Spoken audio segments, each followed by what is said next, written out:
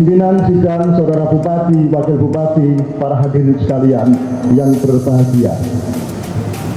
Setelah jawaban bupati disampaikan, kami fraksi Partai Kebangkitan Bangsa melakukan konsultasi publik kepada banyak elemen masyarakat Kabupaten Jombang guna mendapatkan gagasan, pemikiran, kritik dan saran yang nantinya secara substansi kita masukkan sebagai materi dalam penyempurnaan rancangan peraturan daerah ini. Selanjutnya fraksi PKB menyampaikan beberapa catatan terkait jawaban bupati atas raperda ini sebagai berikut.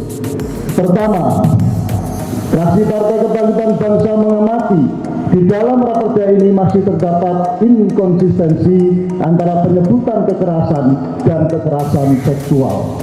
Misalnya pada pasal 1 ayat 13 tentang definisi pencegahan yang menyebut tindak pidana kekerasan seksual. Hal tersebut sangat krusial mengingat raperda ini tidak hanya membahas kekerasan seksual, tetapi juga kekerasan dalam bentuk lainnya.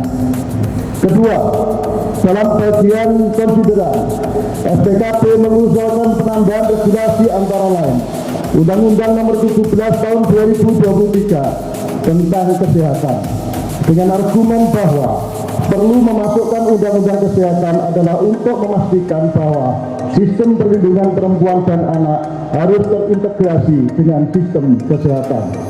Kemudian juga Undang-Undang Nomor 8 Tahun 2016 tentang disabilitas dengan argumen bahwa berdasarkan laporan yang kami terima dalam periode tahun 2022 hingga 2024 di Kabupaten Jombang terjadi 8 kasus perempuan dengan disabilitas menjadi korban kekerasan dan mayoritas korban tidak mendapatkan akses keadilan hukum.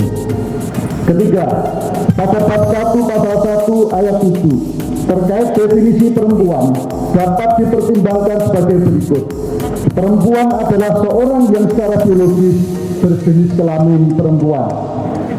Kemudian dalam ayat 19 tentang pelaksanaan teknis ditambahkan kalimat teknis pelaksanaannya diatur melalui peraturan bupati.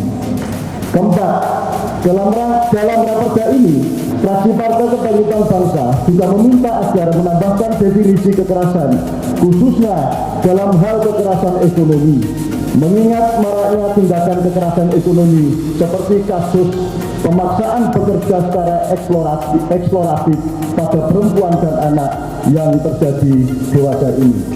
Kelima, dalam pasal 4, ruang lingkup yang diatur dalam raperda ini belum secara spesifik mengakomodir kebutuhan di lapangan terkait pemenuhan hak-hak perempuan dan anak.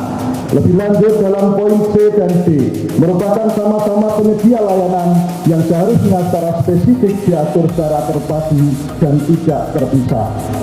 Karena urusan perlindungan korban adalah kerjasama lintas pihak yang tidak mungkin hanya bertumpu pada peran UPTD BPA. Fraksi Partai Kebangkitan Bangsa mengusulkan agar tidak memasukkan UPTD BPA sebagai ruang lingkup. Seharusnya ruang lingkup secara spesifik mengatur tentang kelembagaan penyelenggaraan perlindungan perempuan dan anak. Sebagai referensi dapat mengacu praktik-praktik raperda di berbagai wilayah di Indonesia.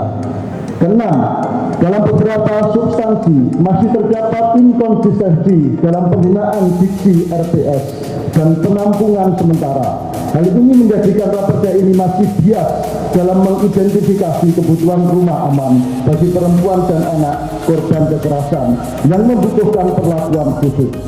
Raperda ini harus memastikan bahwa penyelenggaraan rumah aman harus secara khusus diperuntukkan bagi korban kekerasan, tidak boleh bercampur dengan berbagai permasalahan sosial lainnya. Pada pasal 1 ayat 25, FPKB mengusulkan agar istilah RPS atau rumah perlindungan sementara diubah menjadi rumah aman sementara. Ketujuh, pada bab 2, pasal 6 ditambahkan beberapa antara lain korporasi, pondok pesantren, dan perguruan tinggi sebagai pihak yang dapat dilibatkan dalam pelaksanaan perlindungan perempuan dan anak. Kedelapan, pasal 7 ditambahkan kalimat dalam upaya pencegahan dan penanganan. Selain itu, FPKB melihat pasal ini belum mengatur norma secara jelas tentang bagaimana bentuk peran serta masyarakat dalam penyelenggaraan perlindungan. Kesembilan, pasal 16 agar dijelaskan secara konkret bahwa pelayanan mediko-legal harus berorientasi pada kebutuhan layanan korban. Selain itu juga kami mengusulkan agar ditambahkan ayat terkait penggratisan semua biaya pengobatan, bukan hanya biaya visum. Kesepuluh, pada bab 3 pasal 9, usulan urgen pada angka 4 huruf D agar ditambahkan kalimat melakukan pendidikan kesehatan reproduksi, termasuk diantaranya pendidikan nilai-nilai anti kekerasan, baik secara formal maupun non formal seluruh satuan pendidikan maupun informal. Pimpinan sidang, Saudara Bupati dan Wakil Bupati serta segenap hadirin yang berbahagia. Dengan demikian, fraksi Partai Kebangkitan Bangsa dengan mengucapkan Bismillahirrahmanirrahim, fraksi Partai Kebangkitan Bangsa menerima dan menyetujui dengan catatan di atas yang harus ditindaklanjuti oleh Saudara Bupati yang merupakan satu kesatuan yang tidak bisa dipisahkan terhadap raperda ini untuk ditetapkan sebagai peraturan daerah Kabupaten Jombang tahun 2025.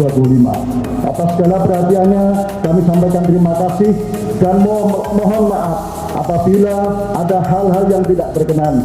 Semoga Allah SWT senantiasa memberikan kekuatan kepada kita semua dan tetap tegar dalam membela yang benar. Amin ya robbal alamin. Akhirul kalam, wallahu muwaffiq ila ahmad thoriq. Assalamualaikum warahmatullahi wabarakatuh.